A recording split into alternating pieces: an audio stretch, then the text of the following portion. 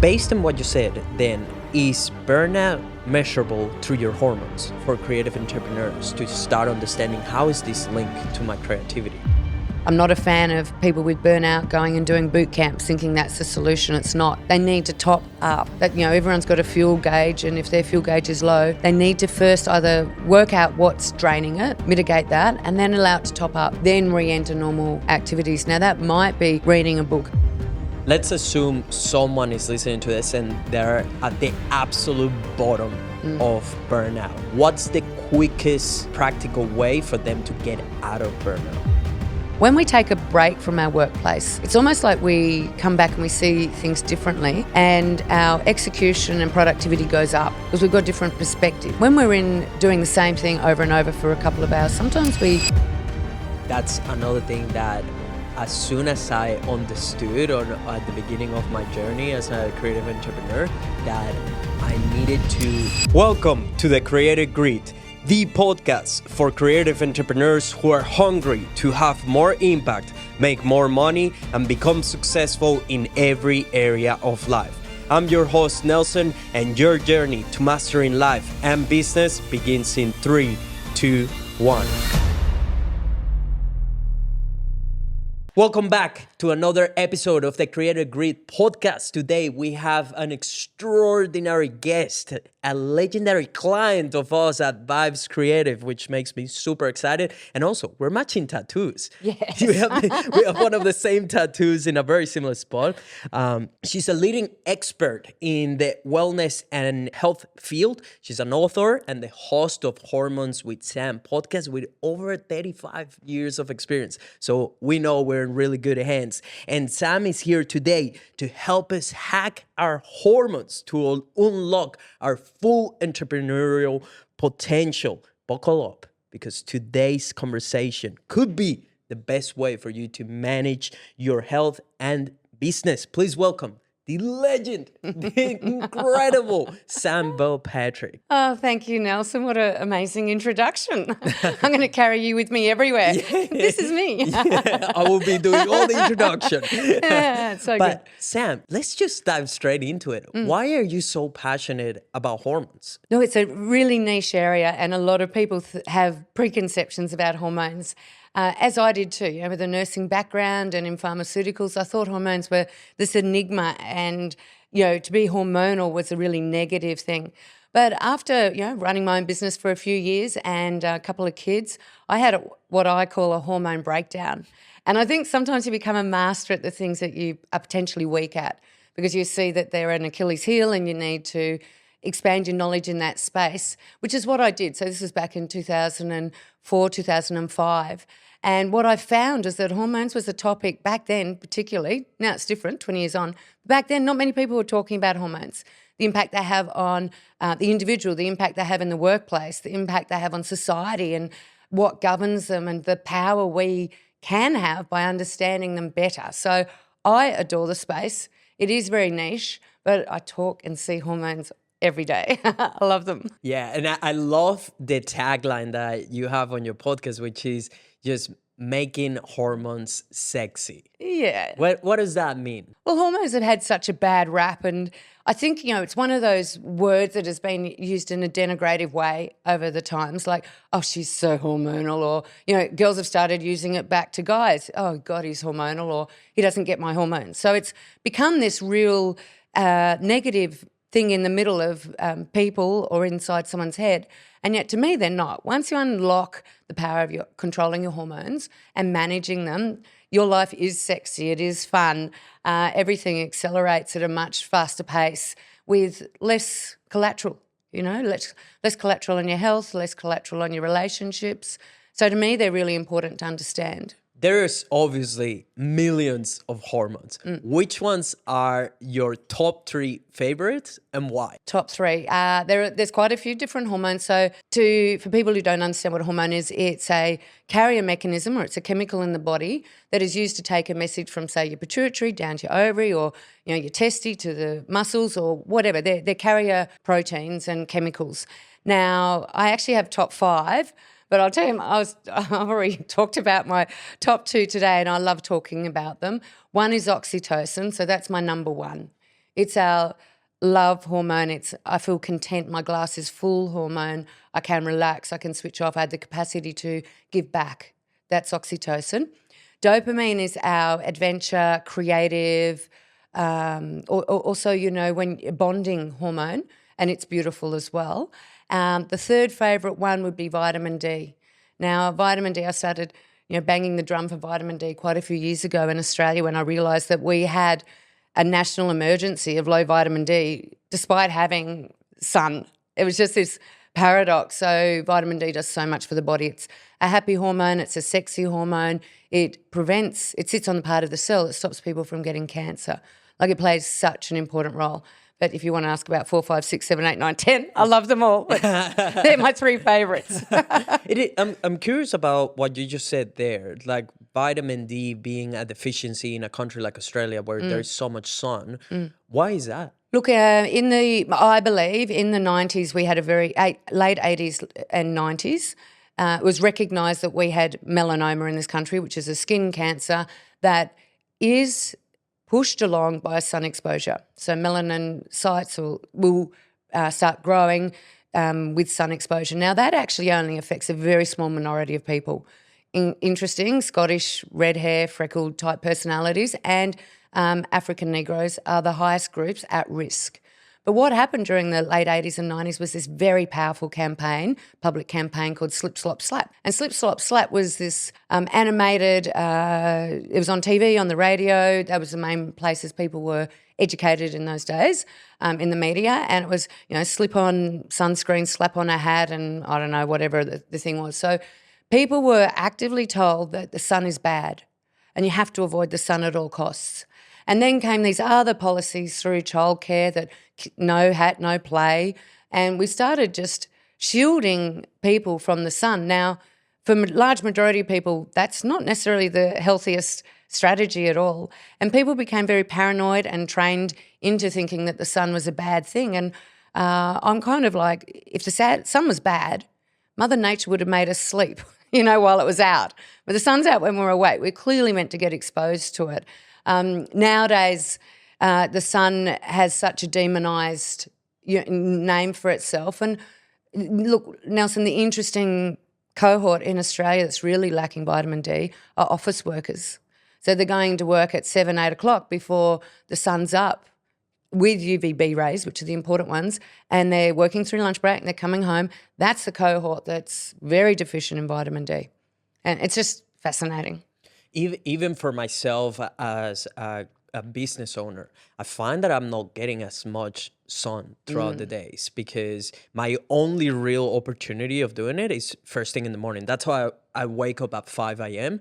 and straight get into a workout so that then before coming to the studio, I have enough time to at least go for a walk and get that initial sunlight at the beginning of the day, because otherwise I find that it's quite difficult to squeeze it in during the time. So how can a busy creative entrepreneur and business owners create that time for it, and why should they to get sun? It's a very good question, and so just to elaborate a little bit more on vitamin D. So we can eat food sources high in vitamin D, like alfalfa and cod liver. Like when some kids might remember growing up having cod liver oil from grandma, and certainly that's what people at the polar ends of the planet, Arctic and Antarctic, do. They eat oily fish that have high in vitamin D. Those of us who are around, the equator and where there's sun zones, as the sun comes up, so interesting, first thing in the morning, the sun's rays, so if that's the sun, it's deflecting rays onto us, and it's a very wide angle. Now, they're called ultraviolet rays A, UVAs. They don't make vitamin D. So if you're standing on the planet, first thing in the morning, the sun's hitting you, you think you're getting your vitamin D sun-making stuff, you're not. You're casting a very long shadow, and that's UVA. That's not for vitamin D. As the day goes on and the sun goes up over your head, your shadow starts to shorten up. That's UVB, and that's the sunlight we need for vitamin D production. And it only just starts on the skin at that point. You need, roughly, people say, how much do I need? Very script-driven people, 20, 30 minutes if people want a script every day, most days.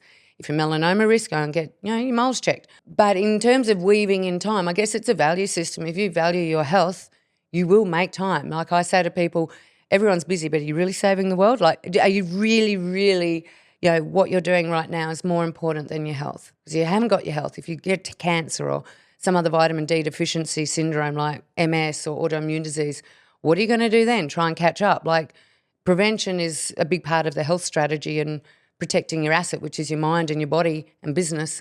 So I think going out into the sun to have lunch or making incidental things to get yourself out of the office. I'm going to the post office. I'm just going to walk down and, see what's happening on the other street, just to make yourself leave the confines of shade. It's important.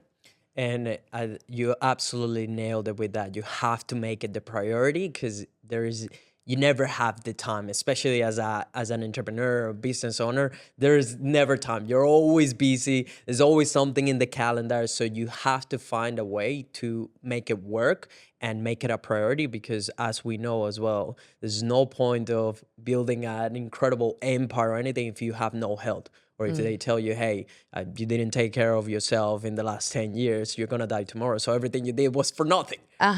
Right? So what's the connection between like hormones and creativity for creative entrepreneurs to start understanding how is this linked to my creativity? Yeah, so I actually talked about this and have thought about it a lot this morning. I listened to another talk on addiction and why people get drawn into addictive behaviours, whether it's illicit drug taking, overworking, whatever it may be. It's because people are looking for either pain relief, but most of those activities, and many people are addicted to work, are actually seeking the hormone dopamine. So dopamine, interesting enough, is also our creative hormone. So when we, say, pick up the guitar and start playing it or start writing a song, what happens is we light up the dopamine receptors in the back of our brain, and they're highly fulfilling. They're also they lend themselves to creativity, which I'm sure why some workspaces have that bubble out zone, which is, just pick up some colouring pencils and start fiddling around with them. And what you enable yourself to do is increase your dopamine, and your creativity will also bounce up in all aspects of your life. But not only that, it drops your stress hormones. So you can't be stressed and relaxed. You can't be stressed and in creative zone at the same time. They're opposite states. Stressed, relaxed don't come together. You can't be, people who say, I'm pretty relaxed. I go, no, you're not. I measure cortisol levels. I go, it's through the roof. Your body's telling me you're stressed. Oh, okay. Gives them a bit of insight. So if you're pumping out stress hormones, cortisol, for women, testosterone, adrenaline, your body's in survival mode. It's not in, I need to be creative mode. It's like, oh my God, if I don't get this bit right, my life is on the line. And it dampens productivity and creativity. Maybe not productivity, but definitely creativity. So in order to be very fruitful in the creative space, we've got to go, right, what am I doing to lessen the pressure, to quarantine myself from that state, because that's contra to what I want to be in, and lift dopamine. And anything that, I call them green light activities, but exercise is pretty powerful. Cooking, I call them, as I said, green light activities. It's interesting, guys and girls have different ones. And I've asked people and different sexes this question all the time. Guys will say golf, sex, hanging with mates, barbecue, hunting, chopping wood, all that stuff will give them a boost of testosterone and dopamine, whereas women will say opposite. They often don't say sex or golf, but they might say other stuff like, oh, I really like hanging out with the girlfriends and going to the movies, or I enjoy walking on the beach. And it obviously is very individual in there as well, rather than just being sex-driven. So it's important to understand that if you want good dopamine levels, you've got to attend to it. You've got to allocate time for that each day. And actually another way to get dopamine. So dopamine goes up when we're in didactic situations. So personally, I like bushwalking, rafting, swimming in the ocean, where the environment's changing all the time. That will also push your dopamine up. I have found for myself and the team, the best way to get dopamine is to win. To win. Oh, to win. Sorry, I thought I said to win. Come on, team, we're all going to win. We're going to do it all together. No, we love winning. I found Yes. that I get such an incredible shot of energy from winning. We're addicted to winning and taking legs, arms, and heads from the competition on the battlefield all the time and just feeling that we're ahead. That's one of the most powerful sources of energy I have found, knowing that I'm crushing my competition. Yeah, nice. And look, when we're in a common cause with other people, that increases our bonding and dopamine for sure. And to keep that, and a lot of entrepreneurs are naturally designed for variety and high dopamine. They're hardwired for it, as opposed to, I guess, your non-entrepreneur or your public servant who really just wants stability and routine and gets threatened by changing environments and landscapes. That throws them into stress mode, whereas that's when entrepreneurs excel. They kind of go, whoo, this is my calling. How can I create a solution for this situation, whether it's a good situation or a bad? They thrive on it. That's another thing that as soon as I understood at the beginning of my journey as a creative entrepreneur, that I needed to be okay and make peace with the fact that being your own boss and starting your own thing, there's no certainty, there's no balance. It's actually completely the opposite. Depending on what exactly are your goals, I was talking about this recently with a group, a mastermind of video business owners, where I was just telling the guys, like, guys, it all comes down to what you want. What do you want? Do you want to make 8 figures? Your life is not going to be balanced. You're going to be under a lot of stress. You're going to have a lot of responsibility. You're going to have to show up virtually every day. There's not such thing to accomplish an incredible thing that almost no one has ever done, and not having a complicated or difficult life or a day-to-day to get there. But as soon as I made peace with that, because I know what I want, and I know what I want is, it's way bigger compared to what most people want to achieve in their lifetime, and me being okay with it and just really leaning into the stress and just find it as an exciting opportunity,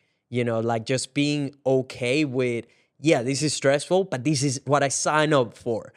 And making peace with that side of things and finding ways to make it exciting. And there's even a study that showed that stress actually doesn't hurt people that lean into it and think that stress is good for them. Yes. And it was compared to people that, thought that stress was bad. So they were actually, getting ill and sickness or just overall were hurt by stress. And even compared to the guys that didn't think of stress as anything, the guys that did think that stress is good for me, this is a good signal for me to know that I'm doing the right thing, and this is great for my growth, for business, for life, were the ones that actually were less hurt by stress. So it's a cool thing, cool little tip in there to know. You mentioned productivity. How are hormones related to productivity? Because that's a massive part of being successful, with your time on your day-to-days, and especially as a business owner. Yeah, so productivity, and you just touched on a bit of it then. So when our body goes into a fight or flight or stress response, because there's only 2 states. There's up and we're pumping out stress hormones, or totally chilled and we're in digestion relax mode. That's it. So our body's continually trying to elevate us, and we're looking for triggers, and we train ourselves that, as you were saying, stress can be deemed or work can be deemed stressful, or if we rephrase that and go, actually, it's exciting, it's not stressful, we can lower it down. So there's a lot of strategies within the business space to do that. But when it comes to productivity, there is a sweet spot with a little bit of pressure upon us that we hyperperform and we overperform. But if we don't relax that and take the pressure off, maybe every 40 minutes or at least a few times over the day, and definitely at the end of the day, what happens is we start burning out the glands that make all those stress hormones, which are our adrenal glands. And certainly, I do a lot of saliva testing. I check people's adrenals and measure their DHEA and their testosterone and cortisol, and you can see when someone's burning out. And that's when they become lapsadaisical, they're fatigued, they wake up tired, their productivity goes down, They might get recurrent coughs and colds. They lose their joie de vivre. They come to work and their productivity is a lot less. And they might still soldier on. And I'm kind of like, you know what? You're going to be so much better. Just take next 3-4 days off, recharge your cup, sleep in, just get your adrenals back up and pumping, and then resume. You might not lose that much because you're kidding yourself if you think productivity is 100% lineal. It's not. Productivity does this, and it's very dependent on our sleep and our hormones and what's going on at that level.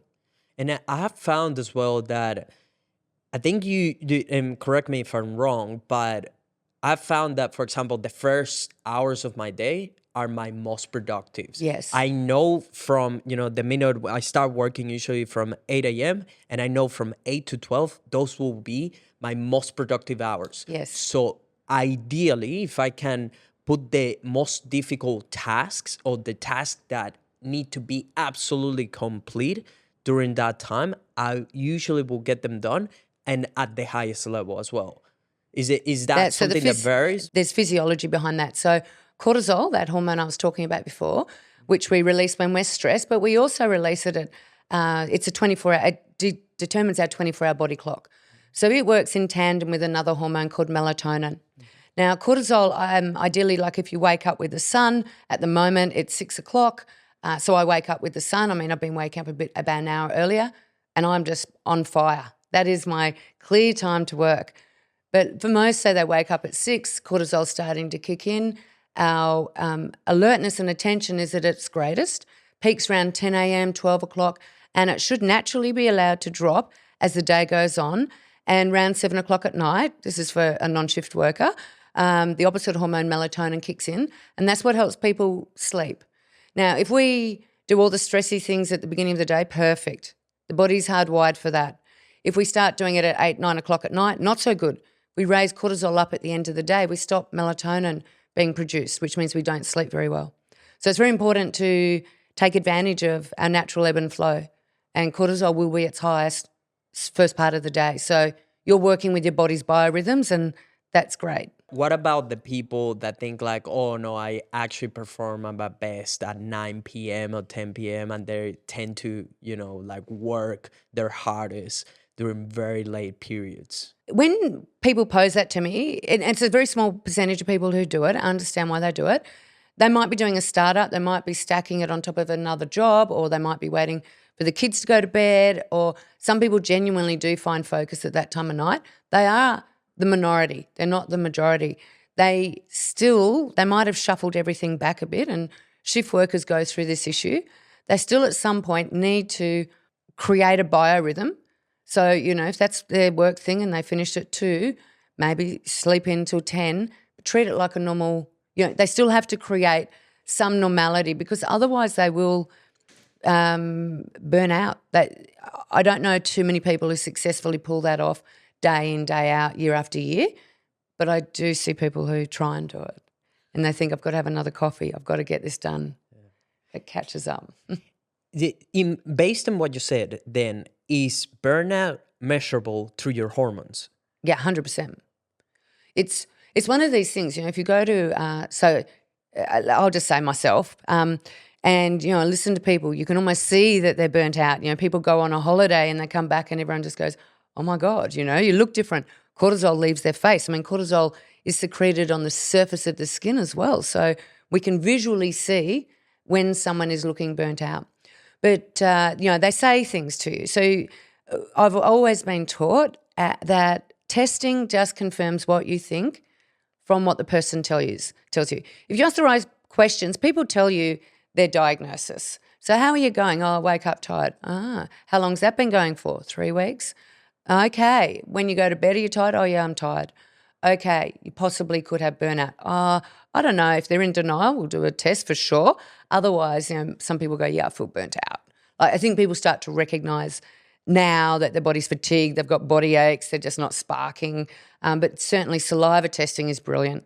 It just knocks it, it just goes, well, here's your data, and this is how much room we've got to improve. And people really like their own information and gives them an accurate assessment of where they're at.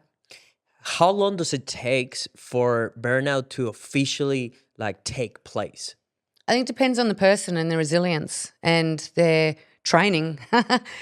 Some people have grown up in very tumultuous environments as children and teenagers, or have hustled for years. They probably have a greater propensity to cope. Others, throw someone who's new into business and they might not have the skill set to cope with this, flexing on and flexing off, and they might burn out really quickly. So it's very variable. There's no real thing. And there's multiple. Working long hours isn't the only reason people burn out. There's emotional turmoil. They might be going through something at home, relationship issue. They might have picked up a virus like glandular fever or some other virus that's holding their body back. So there's many reasons why people will experience physical burnout. Let's assume someone is listening to this and they're at the absolute bottom of burnout. What's the quickest practical way for them to get out of burnout? I'll say if they can afford it, do a saliva test, find out, get a snapshot of where you're at. I say to people, if you want to go to Hawaii, you need a map of where you're at now so you can navigate your way over there. Don't just kind of enter the sea thinking you're going to find your way there and spend hundreds of dollars on supplements and different things if you don't even know where your starting point is. So I really like the saliva test. Now, I say if they can afford it, it's not covered by Medicare, so it is an out-of-pocket expense, and blood testing's a waste of time, so I've got to do saliva testing. Along with that, some other things are time. I wrote a book on this. It was called Chill Out or Burnout, and time is so, overlooked as an asset and a currency that we have. And understanding that if you're burnt out and you feel you've got no time, or you're physically exhausted, pull back on time. Like, allow time to flourish. And it's amazing how in a month's time, we use the word so much, you can actually you can recover in a month from burnout. But you need the time to heal. You need the time for your adrenal glands to top up again, and you need to take the time to do that. Then there are foods. There's mindset work that people might need to do. There might be addiction issues that people need to address. And there's supplements as well if people really need a bit of a kick along to get back up to the top. But to ignore the lessons of burnout, to have been there and then to find yourself back there in 6 months it's not smart. And it does happen. You do see people cyclically getting out of it, burning out again, getting out of it, burning out. It's like, come on, honor your body a bit more. It's like a hamster wheel trap, right? Mm-hmm. And I guess in terms of what to do with that time, is it doubling down on the activities that make you feel good, like what you were saying before? Or is it just sitting down and watching Netflix and just doing nothing? It's initially, depending how burnt out the person is, initially it's a bit like a racehorse.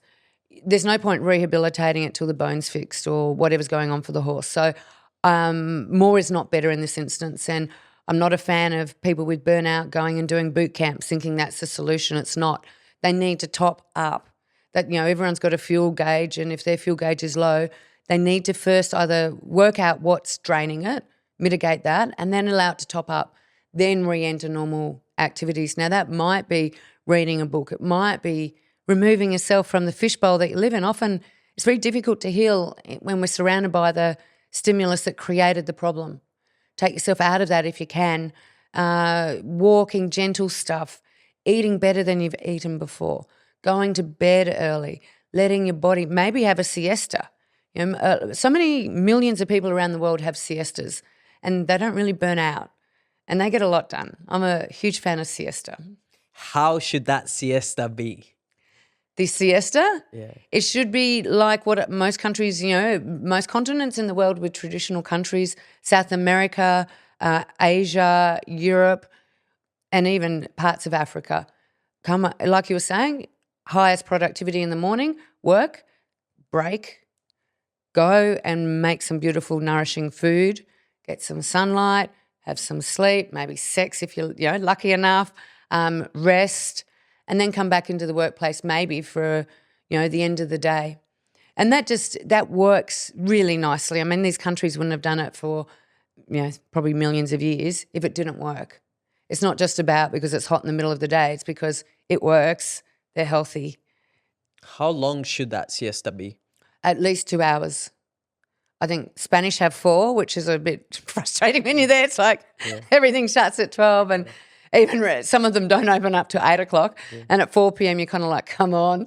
So it's not unusual for those countries to have extended siesta. But 2 hours is good. I mean, I've seen the French do it quite well. They will go and exercise in their lunch break and get that daylight sun and eat really well and come back refreshed. Does that makes it hard later on to be on bed by time, on the right time, so you can get like a good long sleep? Yeah, I think what happens, and I've written about this extensively too, when we take a break from our workplace, it's almost like we come back and we see things differently and our execution and productivity goes up because we've got a different perspective. When we're in doing the same thing over and over for a couple of hours, sometimes we lose the sight of the goalposts. So going out, coming back, often the productivity goes up, so you need less time at the screen. It makes a lot of sense to do that and enable the body just to process it, digest it, come back in and knock it out of the park. But what I mean is, how does that, let's say having a 2-hour siesta, would that potentially affect the sleep later on in the night? No, and it's interesting. It's been shown, so particularly with men too, they have a couple of testosterone peaks during their day, and the siesta is one way to get a testosterone peak. So it's different hormones. So melatonin's the main one we want to kick in later at night, which is usually related to cortisol. So as long as there's not, work going up to 9 o'clock that's deemed stressful, and we're impeding melatonin, then it's okay. Like if you come in back into work 5 o'clock or so, go, okay, it's time to go. Had a great day at work. Make sure the language is positive and congratulatory for what you've achieved. Cortisol's down and melatonin should kick back in. How many hours as well then should you sleep later on from night to the next day? What's ideal? It's very variable, and research changed on this recently. So we used to say 8 hours, 8.5, then it went to 6 hours, 15. Now the latest research in the last 2 years is showing for the average person around 7. However, if you get high quality sleep, good melatonin levels, having dreams, restful sleep, some people get by on 5 and operate soundly. So I think it really depends on the individual. Some people need 12 hours. It's finding that sweet spot for you and constructing a life around that works for you. I know at the moment I'm thriving on going to bed at 8:30, which I never thought I'd go to bed that early, but I'm loving it. And waking up at 4:30, and it's like, it seems to be the sweet spot for me at the moment. That's nearly 8 hours of sleep. So you have to kind of flex and go with your body and what it desires at that point in time. I've found for myself that 8 hours is the sweet spot. If I can go somewhere around 8:30, be already in bed and be asleep by 9, because I wake up at 5, that gives me good solid 8 Nice. hours to tackle the next day, and I feel refreshed. It's not as hard to get myself out of bed as well in the morning, and I just feel way more alert quicker as well, if that makes sense. If I follow that little routine that I made for myself of just get out of bed, put the clothes, go brush your teeth, and just head to the gym straight away to tackle the day. You mentioned that blood tests don't work. Why is that? Look, blood tests work for lots of things. It depends on what we're trying to measure. So if we're trying to measure how much sugar is floating around your bloodstream, which is called blood sugar level, then we want to measure the blood.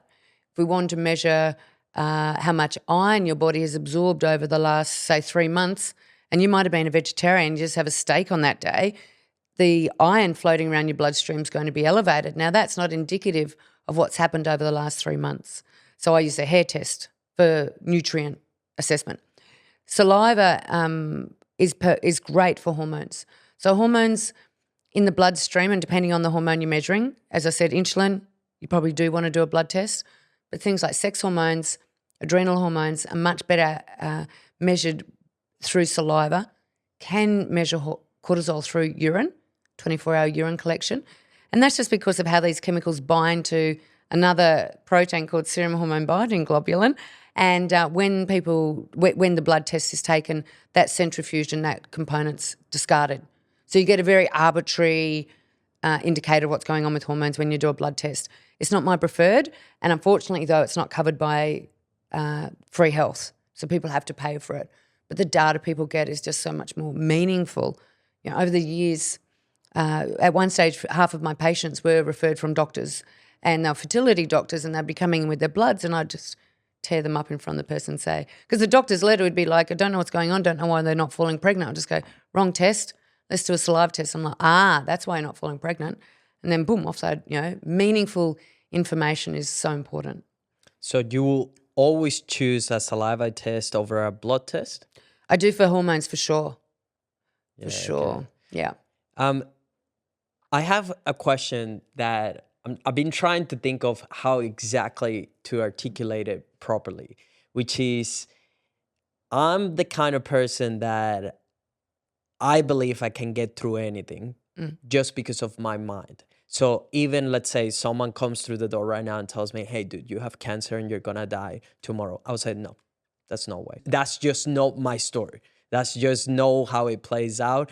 I can't be killed by that, and I just can't be hurt. And I believe that even if I actually had it, I could cure myself with my mind. I believe that my mind will help me get anything I want or just heal and achieve the impossible, essentially. What are your thoughts on that perspective, and how much of that could be true in terms of the power of your mind and hormones and all these things that we've been talking about? Well, I think the great people in the world who have these platforms, the Joe Dispenzas, the Tony Robbinses, the John D. Martinis, they all talk about the power of the thought and how impactful that is on your physiology. And for me, there's overwhelming research to show that if you do want to change your state of being and your physical health, it starts with your thoughts. So I'm a huge believer in, sickness of the mind or sickness physically starts with what we're perpetually telling ourselves and our belief patterns. And, if you'd said 30 years ago, and, medicine's always slow to catch up to these things, but there have been people who've been, you're in a wheelchair and that's your life, back in the 90s or whatever, and these people have gone, well, that's not my narrative. I'm going to walk again. I'm going to ride my bike again. I'm going to jump out of a plane again. And they've rewired through neuroplasticity and relinking pathways that we thought were terminally defunct back again. So the power of the mind's incredible. I think we only are just starting to understand intuitive powers. And, I work in a wildlife hospital, and I said to someone about, the animals. This sounds like I'm on a tangent. But, I like to think I can speak to koalas, which now makes me sound like I'm a lunatic. Yeah. But, harnessing, and I've done this with horses, once you can start tapping into your vibration as well, you can communicate on another level that doesn't require words and it doesn't require the same language. Now, the science for that is going to catch up in 50 years or so, and maybe we won't be speaking, and AI is going to rapidly accelerate this space of communication and the power of words. But certainly I think now in 2024, any business owner who's not coaching their mind as well as coaching their physical self and educating themselves with podcasts such as yours is not harnessing all the resources that are available. It's so important to get this chit-chat right. What you just said there, it to me, it sounds like the absolute minimum, coaching your mind, right? And making sure that you have the right talking going in your head, right? Because also no one can hear what's going on inside you, right? You're the only person that also can control that conversation. You can lead to where that conversation is going. And to me, it sounds like that, right? Of course, who's not? But then I realized that so many people are not doing this or they're getting it wrong. The conversation is always negative. It's always like, you can't do that. And they agree with that side of them, like being, oh yeah, you're right, I can't do that. And, to me, it's always has been like coaching that side of me to be, no, we are going to do this and not letting it take control of the wheel. They're the passenger. I get control of the wheel. Here's where we're going. Here's what we're going to do. Oh, but my other side being, I'm scared.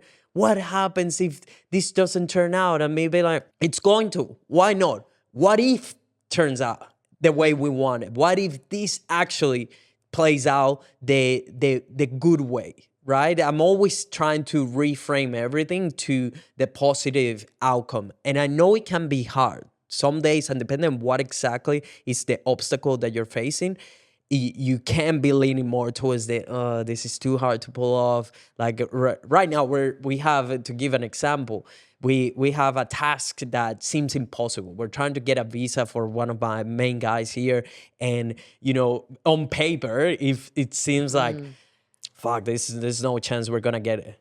But we are going to, because there's no other option. And I've decided we're going to get it. That's what we have to do, and that's what it's going to happen.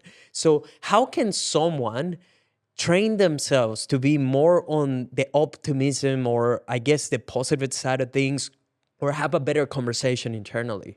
It's a really good question. And I think it's unrealistic to think that sometimes the chatter in your head isn't like, you're naturally optimistic, I'm naturally optimistic. We're very fortunate. A lot of people don't have the gifts we have, and they say on a scale of 1 to 7, people will be along there, and you in your lifetime, you only can usually improve by 2. So that's an interesting kind of realistic. If someone's really down here, can they pull themselves up? Well, they can, and dysfunctional might be at 1, and getting to 3 means that they're more successful in life. So. How I tend to think of the chit chat inside is that, the grandpa is sitting there fishing one day, and the little boy comes and sits next to him and says, he kind of says, sit down beside me, and I want to tell you the story about 2 wolves. And the little boy goes, what's the story of the 2 wolves, grandpa?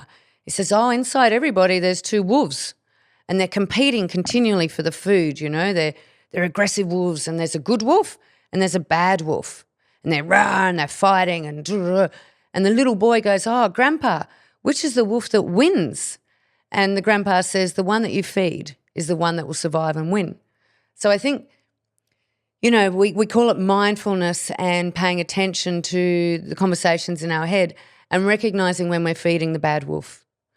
And, I say to people, you are your best coach, but it does take time to just go, what's driving this at the moment? Is it my old self, still wanting me to stay in the stuck pattern, or how's my good coach going? Maybe I need to feed it a little bit more. Maybe I need to switch off from mainstream TV for a little while, where it's all just terrible stuff's going on. I switched it on last night just to see what was going on in other worlds, because I haven't had a TV for 6 months, and I was just like, oh my God, no wonder people get depressed. Like, I don't want that coming into my brain, thank you. I've got enough of a handle of what's going on disaster-wise in the world. Is it enhancing my life to hear it twice, 3 times in the day?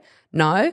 What positive actions can I do to change that? Well, I can protect my brain from it to start with, stand like a warrior, so it's only filtering good stuff. And then if I start to go sideways throughout the day, go, no, don't feed the bad wolf, feed the good wolf. And just, keep coaching yourself inside your head once you realise that, oh my God, I'm back to where I was, and it's rehearsal, it's practice, and everyone falls off the wagon every now and then. It's the speed with which you get back on that's really important. Can you instantly change your hormones with just your thoughts and the mindset? How can you do that, and which ones exactly can be altered? Okay, so this is for the ladies out there. So when we're in stress mode, survival mode, ball breaking bitch mode, power mode in a boardroom, and we leave that, this is just a scenario, and we go home to a partner or our children, that mode of being, that hormone, status that's going on in our body is not what we want when we become a mum. So we have to flex in and out of that. Now, the quickest way to do that for women when they've got high testosterone is to raise oxytocin. Like I was saying before, you can't be stressed and relaxed at the same time. Well, I know if I say to women who are stressed, you need to stress less, they go, oh, crap, they start stressing more. The quickest thing they can do is raise oxytocin. Now, oxytocin will in seconds change your stress hormone if you're a woman. It will as well for a man, but usually dopamine for men. So for women, just coming home, and if you've got the opportunity for someone to hug you and say, babe, come here, let me give you a hug. You do so much for everyone else. I really appreciate you. And just have your arms around you. And I demonstrate this on stage in front of hundreds of people, and people in the audience cry. And it's just a 10-second interaction where I hug another woman and I go, you do so much for everyone else. Let me just hug you. And people just feel this oversurge of oxytocin, because that's, what we all crave. And that woman will instantly drop her stress hormones. Now with guys, different. Guys, we want to, testosterone is good for guys. So we want to drop the fluff, the cortisol for men. Best way for them to do that is to raise either a bit more testosterone or dopamine. And the best, quickest way for that is to drop and do 5 push-ups. That'll push their dopamine up. Or to run on the spot and just do high knees for like 30 seconds. That'll push their dopamine up. And that will drop their stress hormones and, get them back on track and change their hormone state like that. I guess that's why we have a lot of dopamine and testosterone going around here, because I make my guys do push-ups almost every day. If they're late, they have to do push-ups. Nice. Every minute you're late, you do 20 push-ups. Perfect. I don't care. Send me to jail. But inadvertently what you're doing, if they're running late, they're potentially stressed. They're not going to be functional and creative. So getting them to do the sit-ups is going to drop their cortisol and lift their creative dopamine. I mean, that's working as a team. Yeah. And a lot of the times we just do them together. Sometimes we even, we have meetings, right, with the entire team. And the first thing that we check is the vibe check. What's your vibe level? And if we have someone that is very low, feeling very low, we all do push-ups together. Nice. Just to bring us, the dopamine up. The dopamine up and just feel like, all right, we just needed to get the blood moving as well and pumping and just feeling like we're doing something hard together. Yes. Too. I found that that's one of the key things if you're building a team, that you need to build that sense of camaraderie and support, but also that you guys are doing difficult things together. I found that that's the fastest way to create a strong bond between team members, essentially, knowing that we're on this thing together, we're suffering all together, but we're either come out victorious on the other side together, or we're all gonna take the hit and lose together and basically learn as a result of that. Look, it's a really good business hack and perfect for anyone who's an employer or responsible for other people, what you've just said. So we know if we want a team to build, there has to be a purpose higher than their, got to pay the mortgage needs. There's got to be a greater driving force. And you see it happen on the front line, say, when people go to war. They're fighting for something bigger than themselves. They're doing it through rough circumstances, but they're doing it with somebody else. And that sense of something's bigger than you and you're fighting for something bigger than you will always bring out more in people, always. The flip side of that is taking people from a high-pressure situation like that to isolation. That can be really tough on people. So it's important, I always think of returned veterans. We've pushed them so much that their dopamine's so high, and then we bring them home and sit them in a house on a pension. It's the worst thing we can do for them. We need to actually keep them in that dopamine high-producing, hitting state with variables and working for a purpose bigger than themselves. Touching again on testosterone, what is the importance of testosterone, specifically as well for males? So testosterone is the predominant male hormone. Women produce it and tends to go up when we're stressed and in survival mode. And I've written a best-selling book on this space. It's I find it fascinating why women push their testosterone up, and we don't flex down enough so it stays up. Can't have babies. It's the leading cause of infertility in women in Australia and America, high testosterone. But as I said, they can drop it pretty quick. Now, in men, it's different. That's their primary hormone. It kicks in when boys hit puberty. It's why they have some, little anger issues at that age, smelly, pimples, big surge of testosterone. Their long bones start to grow. They get all the adult male characteristics. Now, testosterone keeps a man, and the talks I have given in the past I possibly couldn't do now, but I used to have a keynote talk called, women are becoming men and men are becoming women. Now, if you say that, people go, there's other stuff going on, but it's like, no, we need our men to stay men. If as long as they're heterosexual, I'm not happy with that. If they're not, different conversation.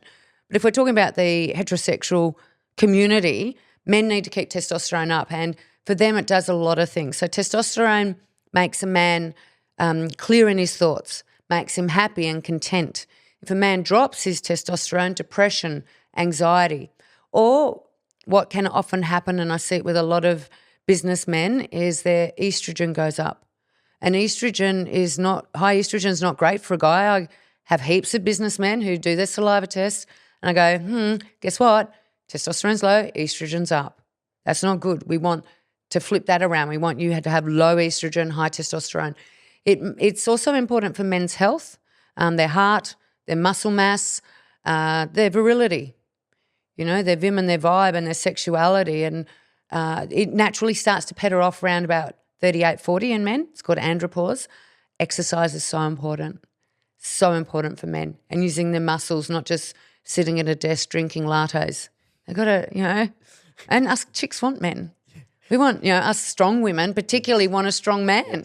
Yes. Yeah. Absolutely. And that is so conflicting with today's day and age. Hey? Like the vanilla. Yeah, you don't have to be a man or a woman. You can be here. Yeah. And like just making all this propaganda of making men weak. And I don't know if it's because I come from a third world country and, that doesn't fly back home or the way I was raised. But I see all of this and I'm like, man, I'm surrounded by a bunch of pussies here. And is in a way, it's almost great for me because I'm like, it's going to be easier to take over because all these guys are so soft. All of them are depressed. All of them are don't want to work hard. All of them give up too easily as well. All of them are quitters. And I'm just like, man, this is the arena is almost empty. I'm just competing with a small selective group of men that are here to take over, and they're all savages and, it's kill or be killed. But there's not that many. What do you think that, do you agree with that, first of all? And also, why do you think that's the case, that's the thing that is being currently promoted as well? I 100% agree with you. And, leadership in males needs addressing in this country. And I don't know that, saying that if you identify as a woman for 24 hours, you're allowed into female toilets is serving men very well at all. Just like what is going on? We need fighters. We need men. We need roles where, and it sounds sexist if you say these things out loud, particularly if you're in the woke community who are like, you can decide at the age of 4, Susie, Johnny, if you want to stay as Johnny or a Susie. We're asking our young children what sexuality they want to declare themselves at, and it's like, just let the kids play. Let boys climb trees, and if girls want to climb too, but guess what? Biologically, generally they don't. Generally, girls do different activities without influence, without being dressed up in pink and giving muffin tins and things. They generally will do nurturing activities, and guys, baby boys, are generally more active and have that warrior spirit. It's just biology. And while we keep trying to think that we've got, human nature can beat Mother Nature, I'm like, you're crazy. Like Mother Nature has stood the eons and eons of this planet, and I think we're just going to annihilate ourselves. We're not breeding like we used to. I mean, IVF is considered first-line treatment for people nowadays with fertility issues, and I'm just like, what's going on? And I've only been on the planet, a couple of decades, a few more than that. But, I've been on to see a lot of cultural shifts, and I do not think it's serving the species well. It's certainly in business really noticeable, and what you're saying that, guys are a lot softer and don't have the resilience, that is 100% true. And I think that's why, men with entrepreneurial spirits who are successful are very sexy to women because, they're a minority, that's for sure, and they're prepared to fight and stand for things and not run away and reach out for assistance from somewhere else. They dig deep within and go, how can I impact on this outcome and change it? Absolutely. And that's the thing that I find so many people complaining about, men being men, and it's almost not allowed to be men now.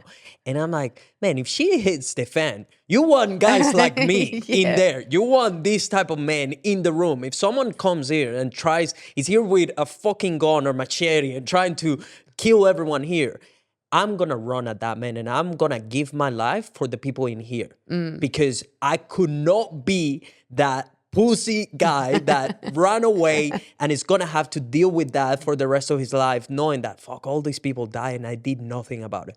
That's just not how it is. If you're a man, that's just how it is. You have to step up and go and deal with the thing, and save everyone else and make sure you want to die a hero. That's the way I think of it. Like, I'm not going to let anyone else die for the thing. I'm going to be the one dying and you all get to live because of that. But you might have described a symptom of a country that's grown up with a lot of free stuff. Maybe what you're describing is complacency. And you said before something like, I've got to do this.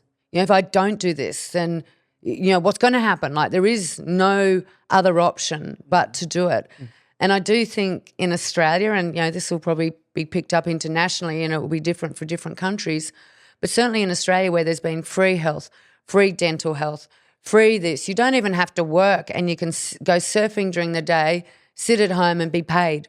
I mean, we have had a cushy ride, and I think the symptom of that, the negative symptom of that, is complacent people who don't fight for any cause other than their own. Absolutely. And look, I've seen it as well in my team locally. We have 3 young men. And they might be upstairs listening. We better bet what we say. and like, they are the best example to me that the men that I've become, anyone can become as well, as long as you have a good role model. I was going to say a mentor is important. Yes, and you're in the right environment. Yes. Which is the problem that I see right now, that there is not enough good role models out there. They're all weak men teaching young men to be weak. And this is how you become depressed. And this is how you make sure that you're the pussy in the room. And this is how you make sure to not succeed. And this is how you become a loser. Like, I find that there's not enough of the opposite. And all the guys that have come to our team, when like, even you just see it a month later, 30 days later, it's a completely different human. They are actually turning into men. And the one that has been with me for, I think it's like 2 years now, he's a completely different guy. Yeah, good. Like, he used to be chubby. He used to be, completely average, had his things. And fast forward to today, like, he's stronger. He smashes push-ups. He thinks differently. He walks differently. He has some level of competence as well and confidence behind him. He's a savage at the craft as well, but just even the way he shakes hands, everything has completely transformed. And all has been because he was in the right environment. And now the standards as well were higher. And, we have done many difficult things together. So he knows adversity as well at a different experience now, at a different level compared to other people. And same is with the other 2 guys. I'm watching the transformation play out in real time, and it's like, man, this is one of the greatest gifts ever, getting to be the source of building other men, because I can't take over the world by myself. I need a team of savages.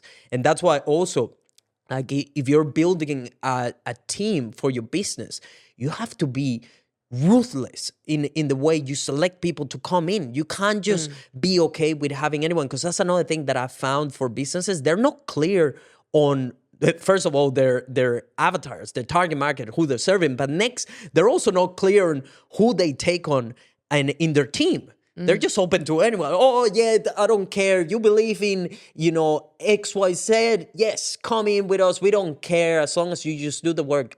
It is not going to turn out great for your team and for your business if you're not ruthless in selecting the right team members. Before someone becomes they earn their share. They have to pay their stripes. They have to put in the work. They have to show us they're literally the best fit for the team. And it goes for many weeks, that we're going to test the fuck out of you, to know that we're letting you and that you are the right fit for this team, because we see things in a long-term basis. So we want to make sure that you're screened out correctly, because if we're going to put all our time, resources, money, and coaching and time and opportunities into making you the best that you can be and unlock your full potential, we need to make sure that you're the right fit for this team, and you're going to also help everyone else excel into their own positions. And that got a little bit off track, but it's just that I'm so passionate about this thing, because I now know that this is one of the almost like secret hacks for you to get ahead with your business, but also have a team and a culture that you love being a part of. That's one thing that we all here love being here and love what we're doing and serving our clients and the overall mission. Like you were saying earlier, you need to have a mission. I absolutely agree with that. Talking about hacking, what are the best hacks that someone can implement today to start living a better life and unlock their full creative or entrepreneurial potential with their hormones? So starting today, get some sun. If you are worried about a mole, go and get a mole check. Otherwise, go out and see that beautiful bathing thing up in the sky and let it hit your skin, let it hit the back of your eyes. So vitamin D. Do some exercise if you can. Obviously, this is general information only. Go and see a health professional if you're worried about exercise, you've never done it before. But exercise, moving your body, incidental movement, eating really well. Like I can't overstate how important it is to eat, a variety of vegetables. I say eat rainbows. You'll never go wrong. Quality meat, nice fats, minimize takeaways if you can, and start, connecting yourself closer to food. Find that purpose. Today, if you're just sitting there plotting things out, chasing zeros, find something bigger than that. Like, who is the real beneficiary of your fruits of your labor? Is it going to be your children's legacy, or is it going to be someone overseas who's going to benefit from your philanthropy in years to come? Find a purpose bigger than you sitting there just chasing money.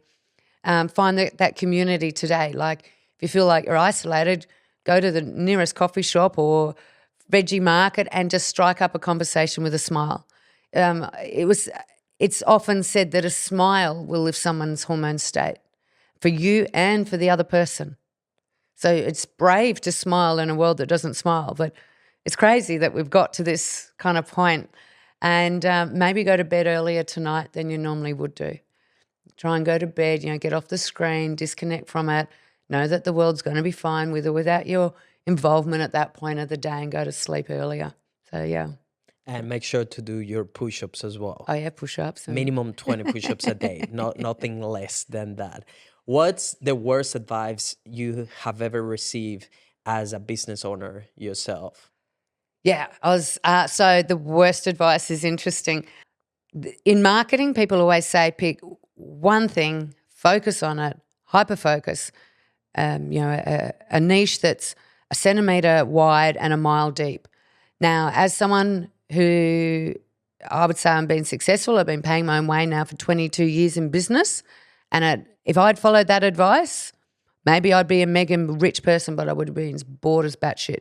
So I think people who are entrepreneurial will naturally want and need different activities, and working out which one is the most lucrative is important, so your bread and butter is established, but definitely don't ignore the other things that you're passionate about.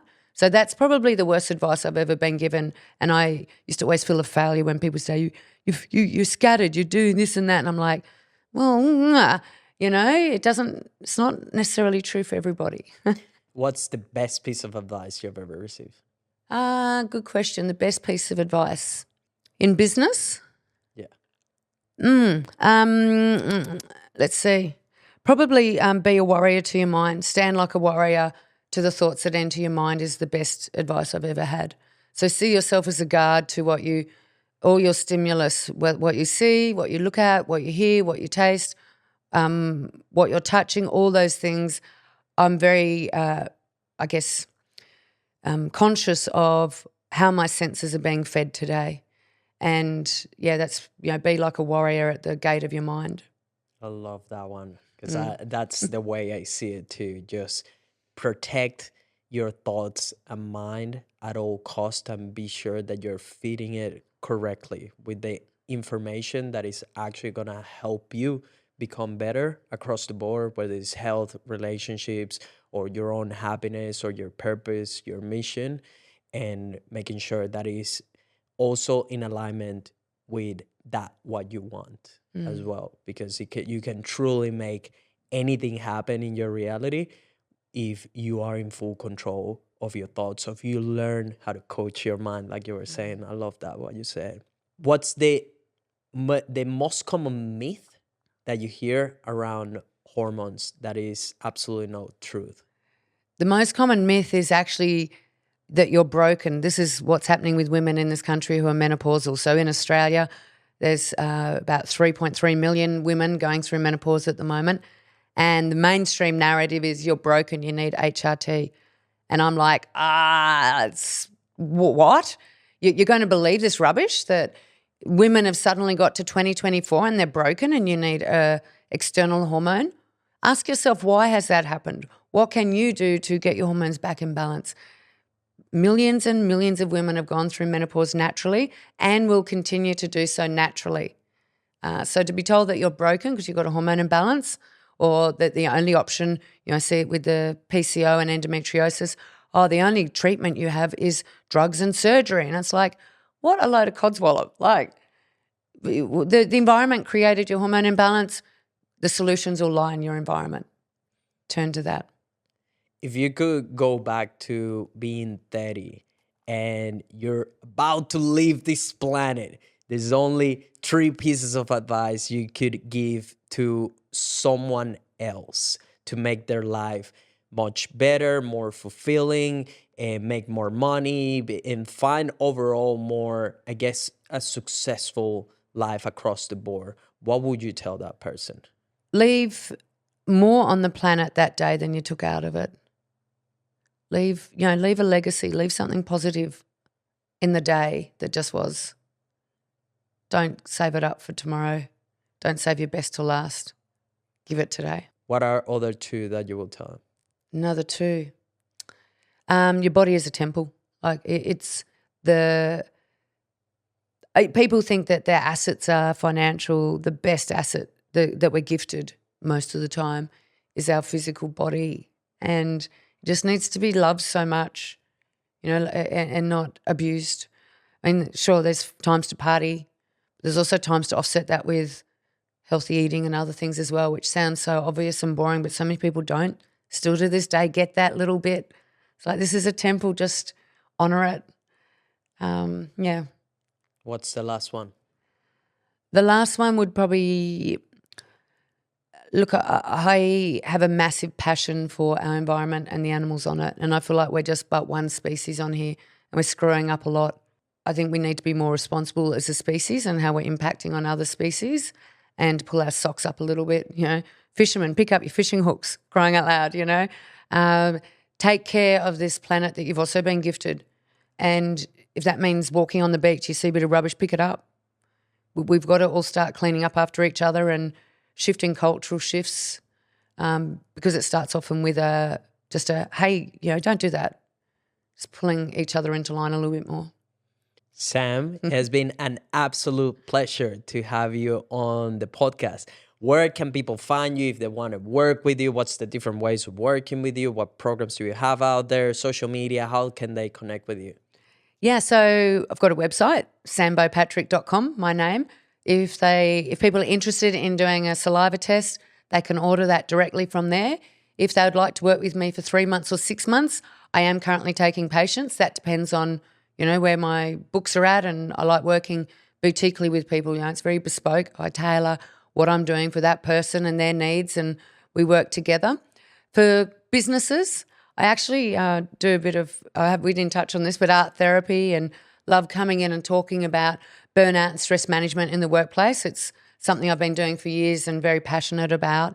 And, of course, my podcast so everything else goes through the hub, which is the website. You can get to my social media links from there, the Facebook, podcast, contacting me. However, if people want to listen to something while they're driving, Hormones with Sam, where we make hormones fun and sexy, and that's a podcast you've helped me put together. So that's another good way to just learn different things about hormones. As usual, all the links will be down below. Make sure to follow us if you would like to support the podcast across all major social media platforms. Leave a 5-star review on Spotify and Apple Podcasts. I'm at Creator Nelson, and the podcast is at The Creator Grid on all platforms. I will see you on the next episode. Good vibes to everyone. My goal for this podcast is to help 1 million creative entrepreneurs make more money, have more impact, and create their ultimate reality. The best way for you to support this mission is by sharing the podcast with anyone you think will find it valuable. Leave a 5-star review on Apple Podcasts and Spotify, and follow us on all social media platforms at The Creator Grid and at Creator Nelson. I will see you at the top.